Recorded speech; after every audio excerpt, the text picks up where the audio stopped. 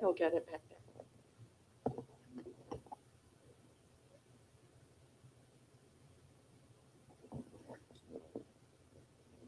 Good evening, everyone. My name is Christian Edwards, and I attend Jones Leadership Academy, and I am currently a junior.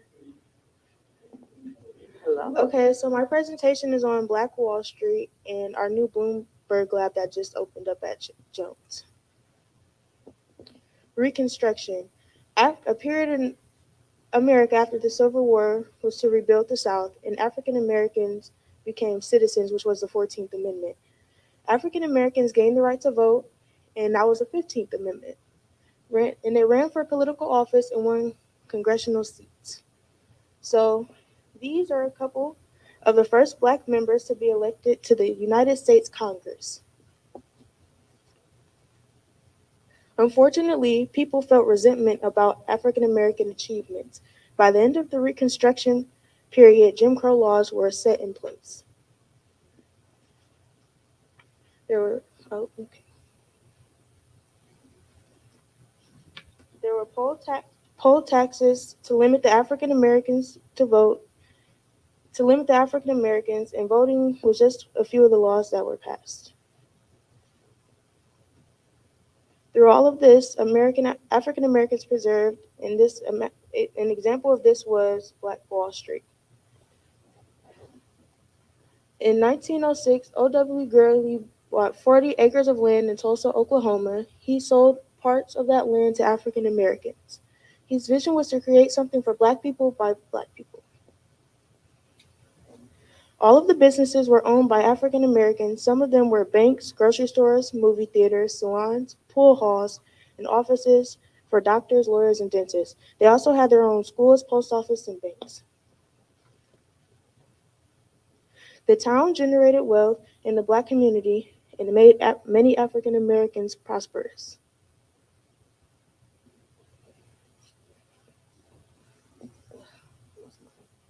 Lost my face.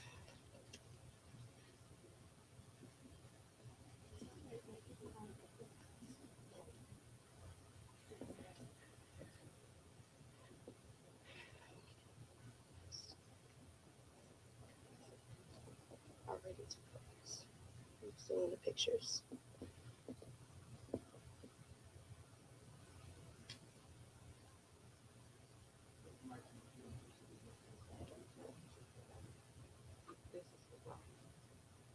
Okay.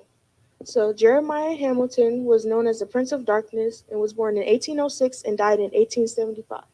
He was the first Black millionaire and Wall Street broker. Bringing the past to the future. Jones Leadership Academy was awarded the opportunity to have the first urban Bloomberg Finance Lab in Toledo, Ohio. It is only one of two in the United States.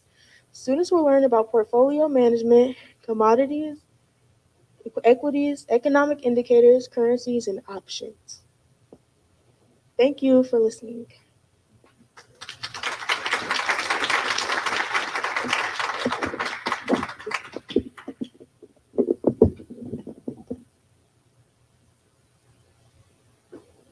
Yes.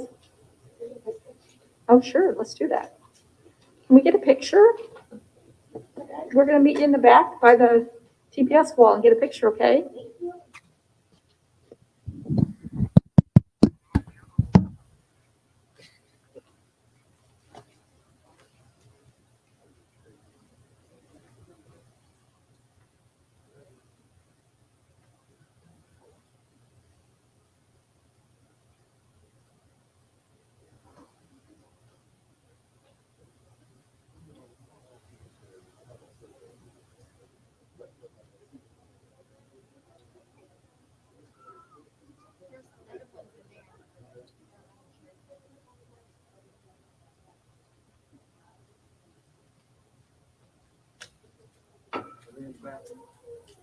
Are they in the back?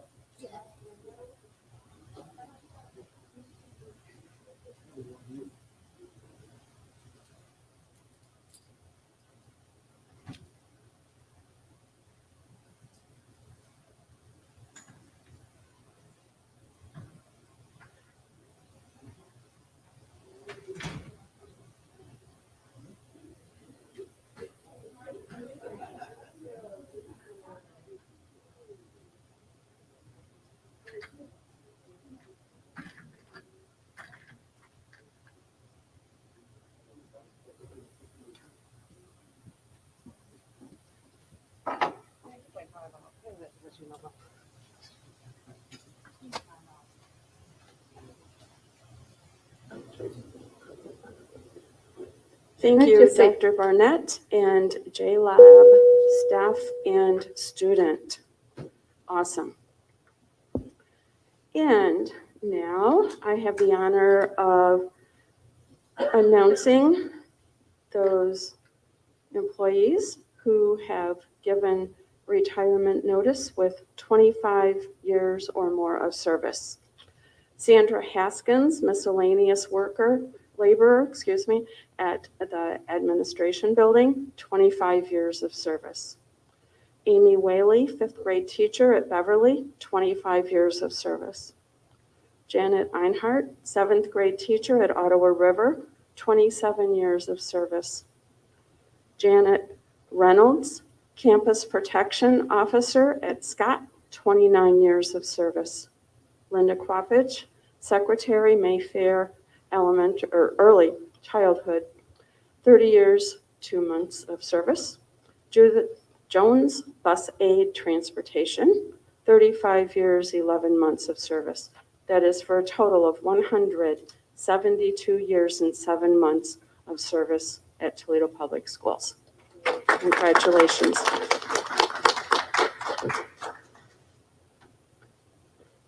Thank you.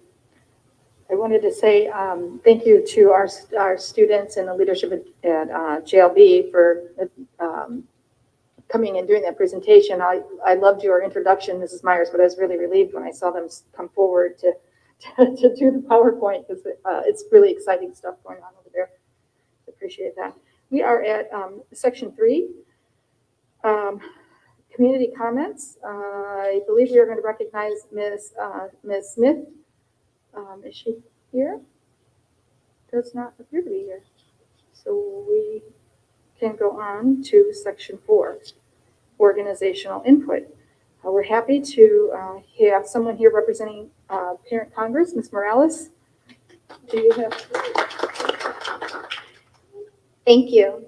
My name is Emily Morales. I am a meditation guide, a yoga instructor, and a TPS parent. My daughter goes to Raymer Elementary, and my son is at a preschool at the East Toledo Family Center.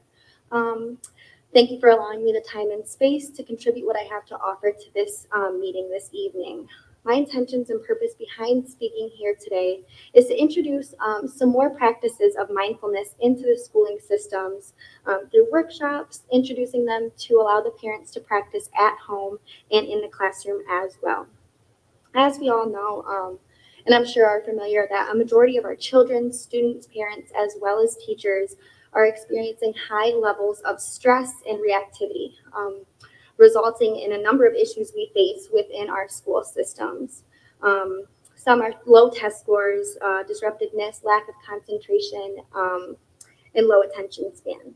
But through the practice of mindfulness, through workshops, classrooms, again, at home, techniques in implementing these practices, we can be taught the responsibility or the ability to respond to stimuli in a more conscious, aware, and mindful way. With that being said, there are many practices that I, as a yoga instructor and mindfulness guide, teach children. I work with children as my own every day. I also have already started doing workshops at Raymer Elementary with the parents to kind of guide them and give them some more tools to allow our students and our children to use in daily life at school.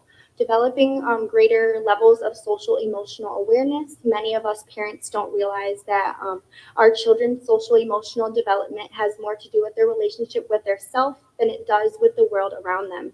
So I am an advocate for giving the children as well as parents the tools that they can use and utilize in more effective ways to allow our children, teachers, and to guide ourselves throughout the day in a better way. Some of the benefits from mindfulness, heightened problem-solving skills. One of the biggest things that our children face in adversity every day is not knowing how to solve their problems and kind of losing in touch with themselves throughout each day in those moments of overstimulation.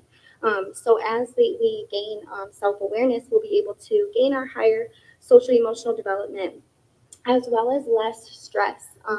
Overstimulation of stress, lower health, And there's many things that come from it, which I'm sure we're all aware of. Better sleep, better health, and just kind of introducing these things to the school system as a parent, as well as parents can kind of relate to parents in a better way, kind of more familiar to them that I'm also a parent, that deals with the same amount of stress and stimuli each day, just utilizing the tools that I've been given to make it into a more effective practice.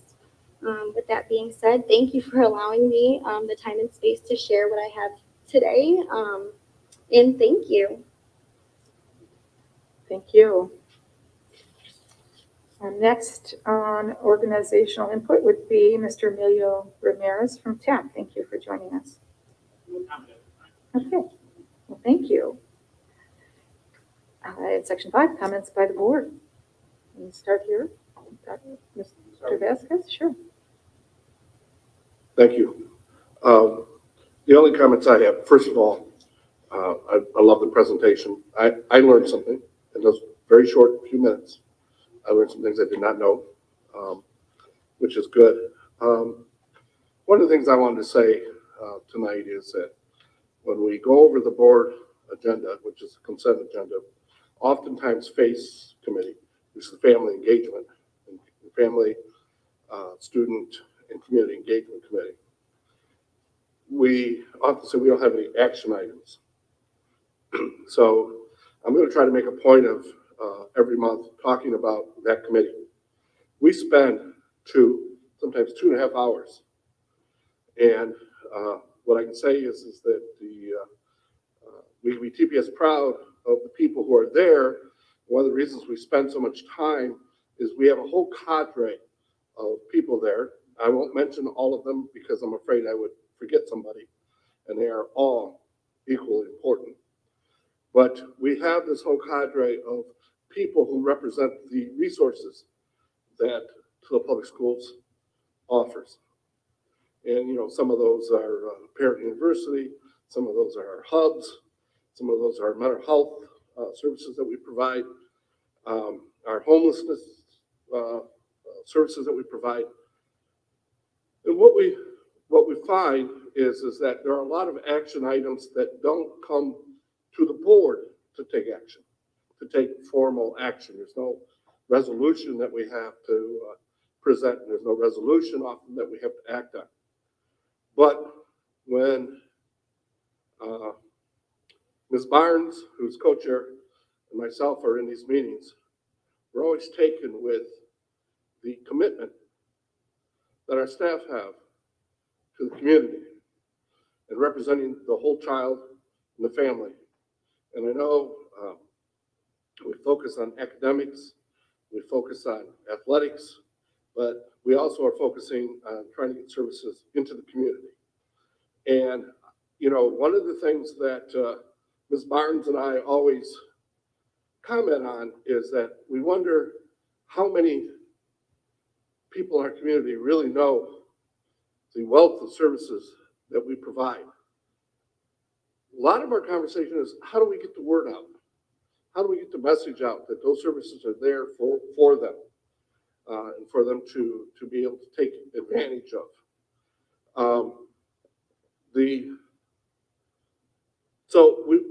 So we're working on that. We're working on a lot of things. So we have action items for the staff. We always ask the staff to, and I have to give credit to Mr. Gant. Mr. Gant come up with this idea that we never leave a committee meeting without the staff having some action items to follow up on. So then every month we go back to the action items to see what has happened, what has taken place in between that month. And so we do have action items. We just don't have anything formally for the board. And I just want to assure everyone that even though you might not know all of the services that we provide as a school district, there are many. And one of our challenges is making sure that we're getting the services to the right places so that people can take advantage of them. So that's what a lot of our discussion is. We had Mr. Armour in as part of the community. We talk about the safety committee. There's a lot of discussion about safety committee, but again, there's no formal action the board has to take. But I do want people to know what's going on. We spend a lot of time talking about it. And Ms. Barnes and myself, almost after every meeting, look at each other and just shake our heads because of the commitment that our staff has. And I mean, when they present, they talk, they try to problem solve, it's with the deepest commitment and passion. And I don't think they're ever satisfied. There's never enough resources. They do the best that they can. They're out in the community, they're out in the homes. And I just want to make sure that all the board members know about that. So we were, this is like about, I don't know, since COVID, and we've been meeting in person, this is probably about the third, fourth committee meeting that Ms. Barnes and I have recognized we've put a lot on staff, a lot of people sitting around here to say, we want you to follow up. Would you please do this, do that? So we're going to start reporting on just maybe a couple things every month. Thank you. Thank you. I'd also like to congratulate JLab. I think I'm so excited for Jones and what they have going on over there. It truly is a game changer for this community. I mean, to be one of only two in the country, right? That's a big deal. And it's a TPS. I love that. I love that so much. Also, I just want to congratulate the retirees. I know they're not here, and I know that they're retiring possibly in June, and congratulations to you. It certainly will be a heartbreaker that we're losing folks, but we wish them well as well. And I am so excited to have a parent in this seat again. So thank you so much for being here tonight. We really are so excited to have you. Thank you. Thank you. Absolutely. That's all I have. Thank you. Thank you.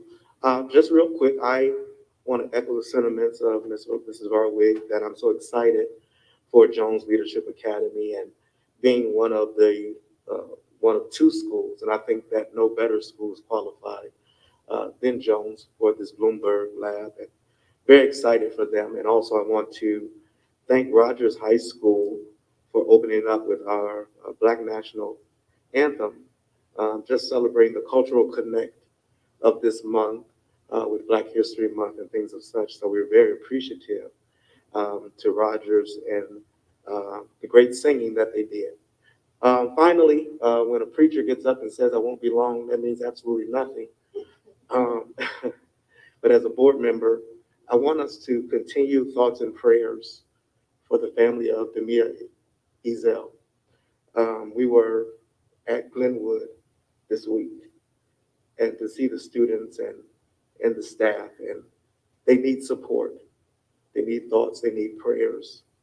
Our community needs thoughts and prayers. So please take time out of your day and your moments and lift them this week very much. Thanks.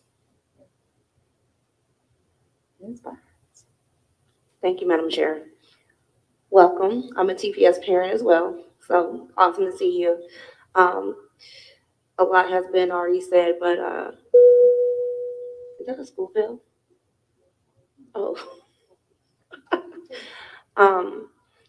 Like Mr. Parker said, I hope people are watching what our school does and go through the staff. There are therapists, counselors, crisis intervention specialists, on top of trying to teach multiplication. Like one kid corrected me because I got it wrong. He asked me what I'm doing here. So they do so much more than teach. And I think this is something important that we have to remember when we're advocating in our roles as board members, as parents, that our educators, our staff, they are superheroes to these kids. Um, and some of the things that I heard from the kids when we visited Glenwood I was speechless. But yet these educators and staffs and principals, they put their capes on and kept making sure the kid had some type of normalcy in their day while they're mourning the loss of a classmate. That was amazing. I mean, I couldn't even fathom how to take care of us, one baby dealing with grief, but so many other babies. Um, but I also would like to point out this is why we don't need to add pressure to put our teachers through posting almost their curriculum. They already have so much to do and worry about. And as a child of an educator, their job doesn't stop when that bell rings, the last bell rings. They are worried that their kid is still getting home safe, have food, have housing. And so for folks who want to add the stress to do another step to make them more comfortable with their bigotry is very insulting. Um, if they want to see what our teachers are doing, they should come and they should help our teachers make sure we got supplies, help our teachers make sure their kids got food when they go home, make sure they got clothes when they go home, a coat. Um, and so I encourage us to keep our voices loud about protecting our educators in this fight right now.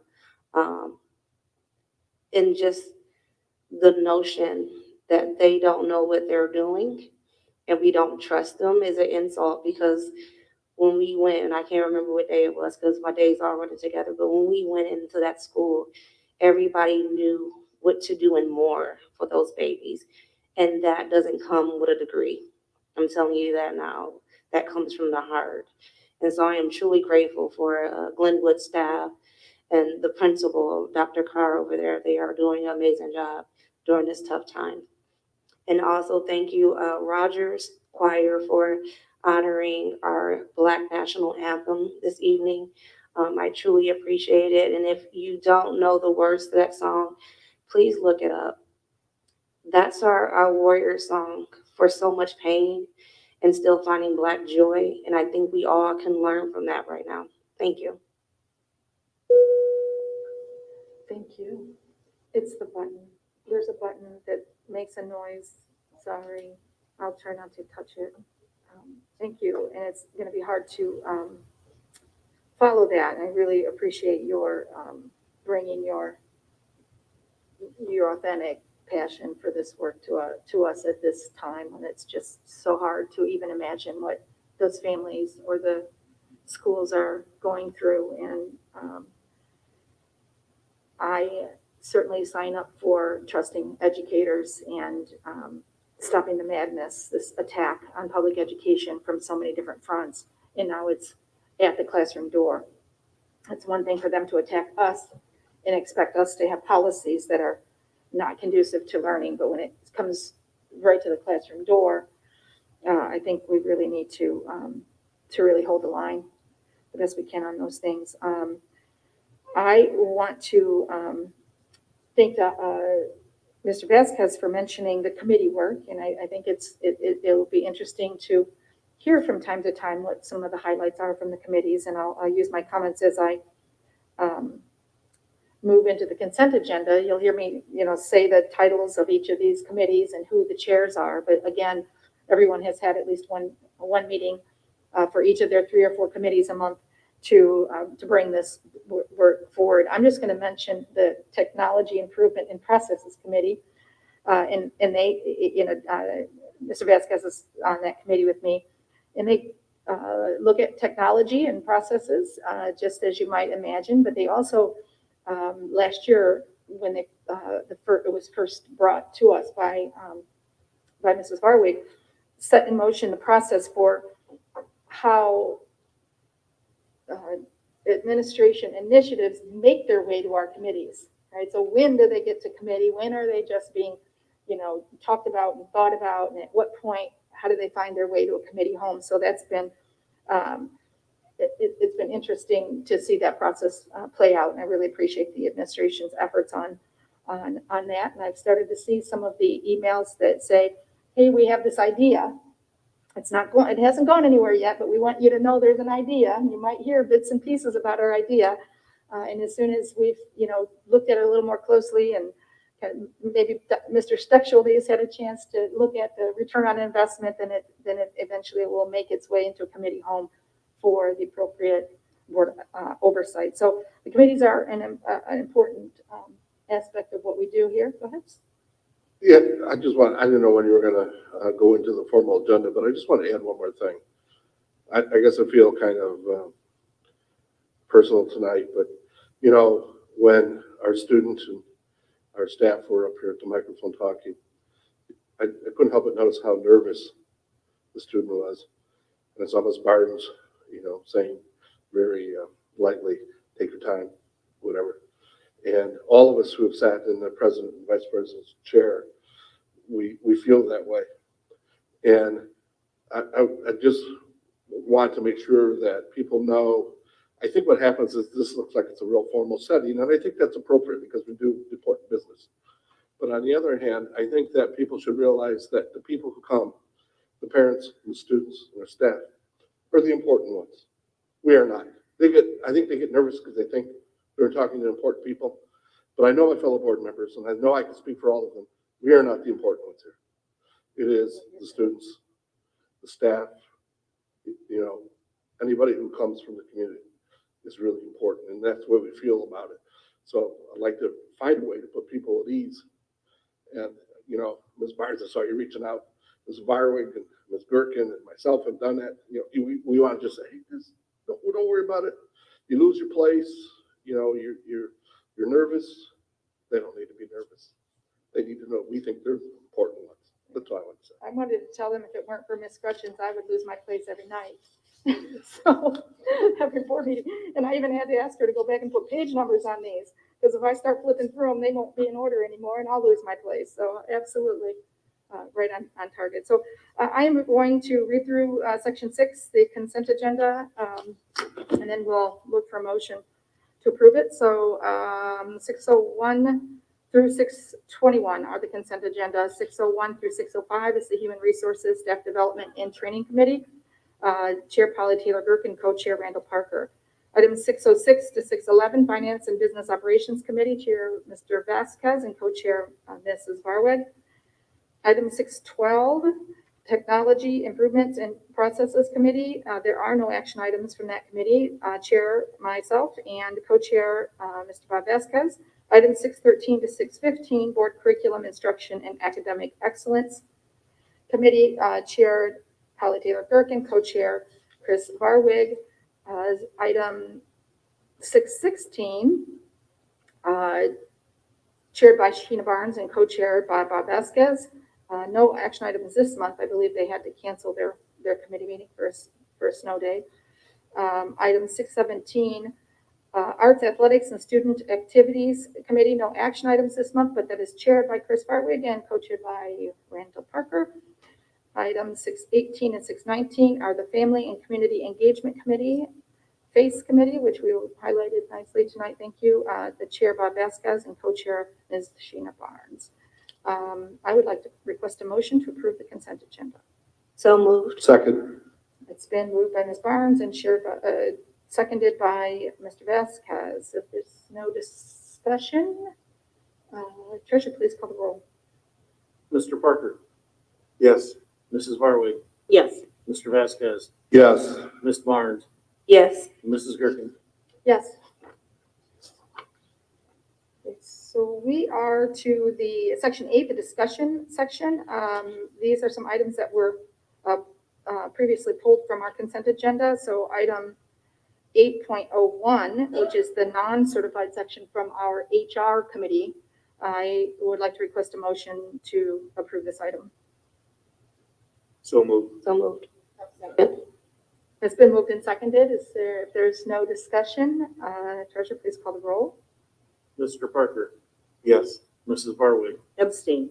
Mr. Vasquez, Yes. Ms. Barnes, Yes. Mrs. Gherkin. Yes. Item 8.02 is a resolution in recognition of Black History Month. And I believe Ms. Barnes is going to read that for us, right? Resolution affirming February as Black History Month.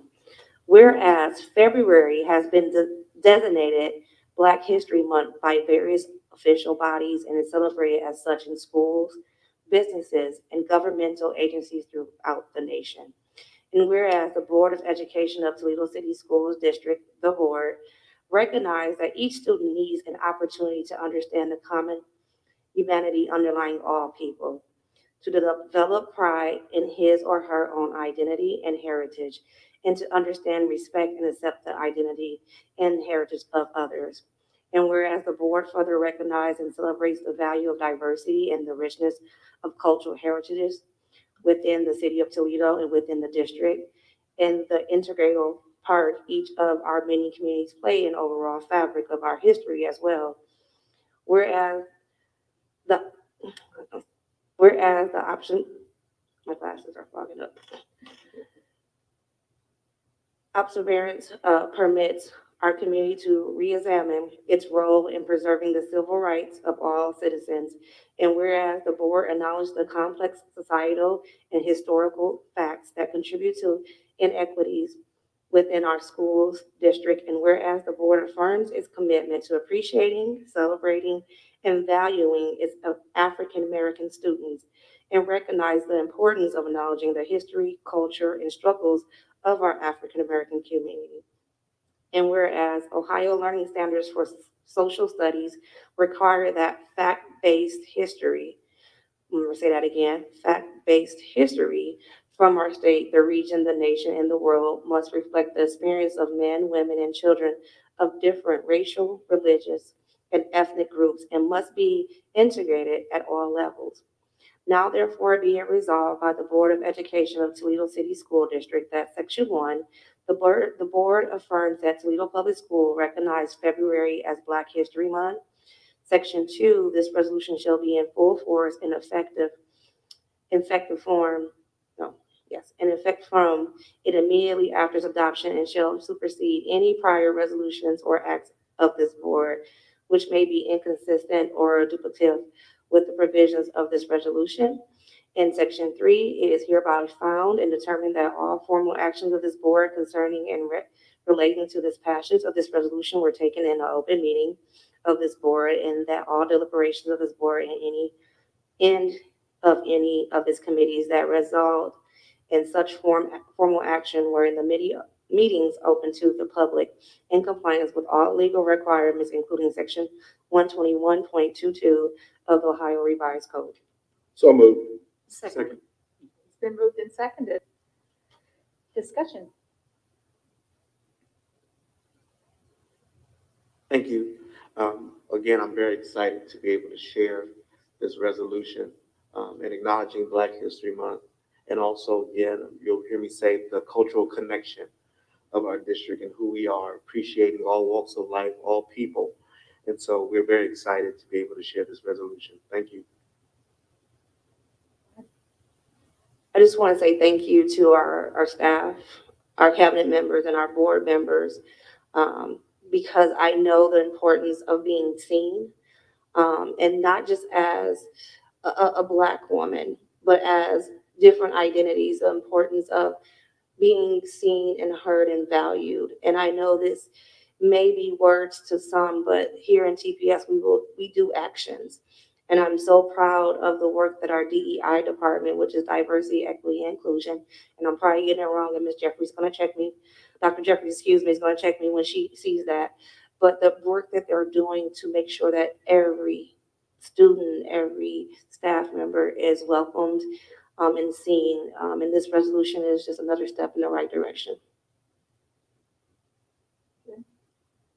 So I would just like to thank my board members who worked on getting the resolution to us. And as Black History Month is coming to a close, it's kind of we get to recognize it towards as it's winding down. But one thing I noticed this year, and I don't know if maybe I missed it last year, but the thing I've enjoyed is the constant social media posts with the little Black History snippets, right? So little mini articles or learning opportunities. And they were, and I mean, I know at least a couple people on this board who were posting them almost every day, as were so many other people in my social media feed.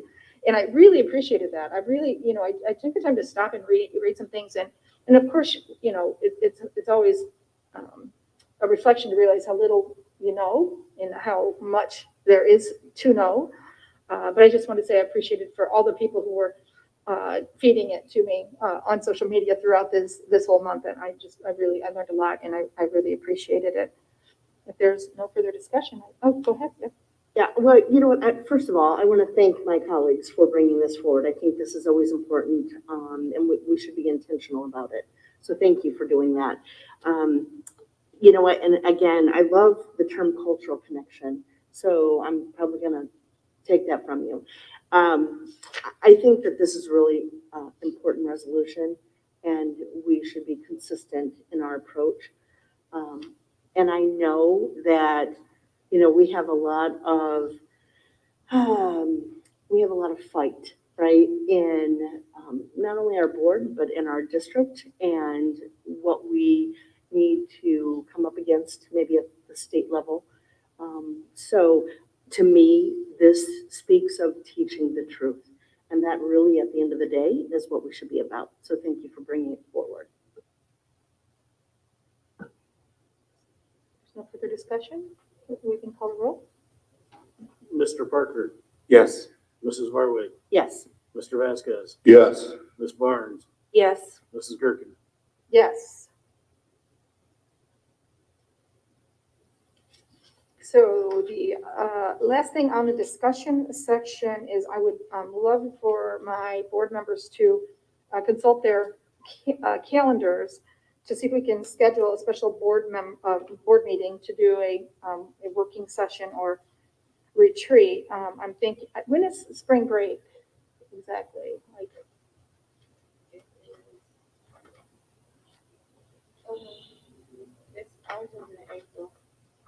I was thinking April, but obviously we want to avoid. It's April 15th to April 25th.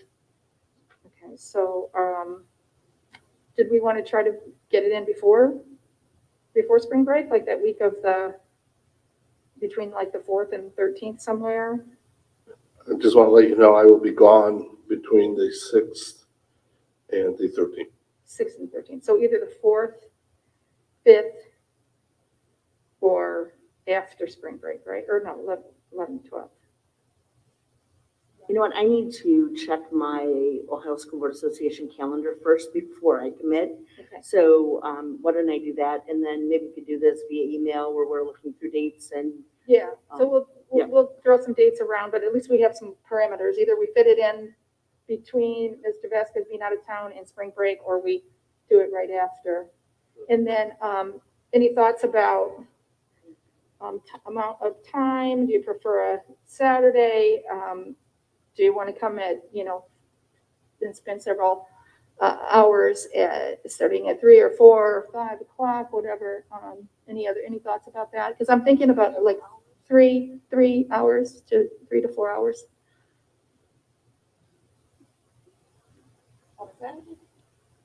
We just did a whole day on a Saturday for an OSBA training last week, so I hear you. It doesn't have to be on a Saturday. I mean, we've done it before where we've started, a little earlier than the usual 5:30 time, where I think we, tried to start a little sooner. How about we just wait and check our schedules for Mrs. Varwig, and See what the then, choices are. yeah, then get an agenda together too as well. That way we can stay focused on the task, so hopefully it won't take 3 hours. And then we go from there. So, Yeah, I think as a point of discussion, just a point of discussion, sometimes it's okay to start a little bit earlier, but when you have a work day, it's not always that's right. possible. And then there are the Saturdays, and we can we've done it before. We've met in the morning, and then we're out by noon. Yeah, we have. So there are probably some different options that we can. But Yeah. having it two really good days kind of tough sometimes because of work. You mean it starting earlier in the day? Starting it earlier No, in I the day, hear yeah. So maybe an hour earlier, like at 4, Right. whatever. 4:30. Till 7, right? I mean, if we could do 3 hours. Right, till 7 or something like that. But I think, and the reason Ms. Marwick might have said that is that what popped in my head is we have OSBA spring conferences and things coming up, so. Okay, so let's take a look at availability in April, and then, Because this is also for our cabinet members too, correct? if cabinet members are included. Okay, It's open to the public. Okay, but I It's a just want to public- be respectful of their time as well, because we're looking at vacation times and things of that nature. Yeah, the way, again, just as a point of discussion, the way we've done before is, we haven't had all cabinet members. We've consulted with Dr. Durant, Mr. Steck-Schulte, to kind of, for the president, vice president, go over the agenda, talk about the things we might want to talk about, and then for you to collaborate between you to decide who might need to be there. So, you probably should start having those discussions. So start with just giving me some dates to choose from, and we'll go from there. Thank you. That was the last discussion item, and I think, see, I lost my place too. We are going to go to the early childhood education action items. And the chair, Ms. Barnes, if you'd like to. Dr. Allen, I will turn it over to you now. Thank you.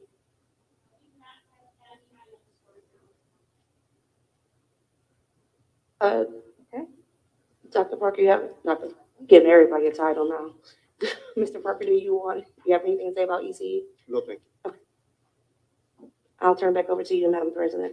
Thank you. There are no ECE walk-ins this evening then. I think that should take us to executive session. And we are, I need a motion to go into executive session to review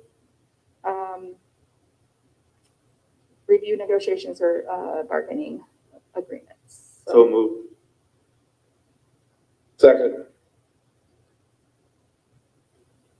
It's been moved and seconded. Now, if there's no discussion, we can call the roll. Mr. Parker, Yes. Mrs. Harwick, Yes. Mr. Vasquez, Ms. Barnes, Yes. Mrs. Gerken. Yes.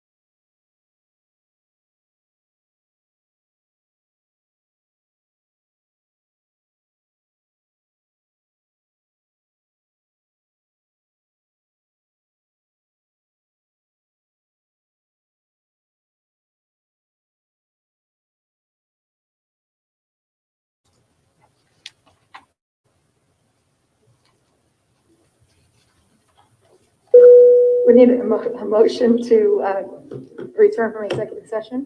So moved. Second.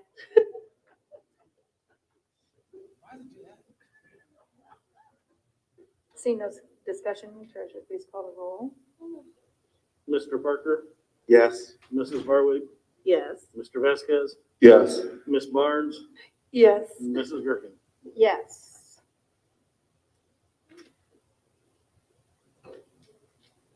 I think we are to section 14. So Superintendent, any comments? Again, a great press conference today with the announcement of Medical Mutual donated $300,000 to the foundation. Again, Medical Mutual was on with us in the very beginning. As you recall, they seeded the very beginning money that really got companies going. But more importantly, the board seeded the original money that got that going. And that vote of confidence of the board is supporting the foundation. That's why it's a multi-million-dollar foundation compared to $0. With I made sure to point that out in the press conference to taxpayers that we're finding all sectors of the community to get money opposed to just tax dollars. So hopefully that message was loud and clear with the media today. We have another foundation, Lamb and Goldman. We'll be honoring that on Thursday. They put $500,000 to support early childhood initiative, which we will be showcasing the early childhood bus that allows dental, vision, as well as hearing, as well as lead poisoning assessment for all pre-K students throughout the entire community. So we're excited about that. But again, it's another thing to be TPS proud about, and we'll just keep it going. Thank you. Mr. Treasurer, any comments?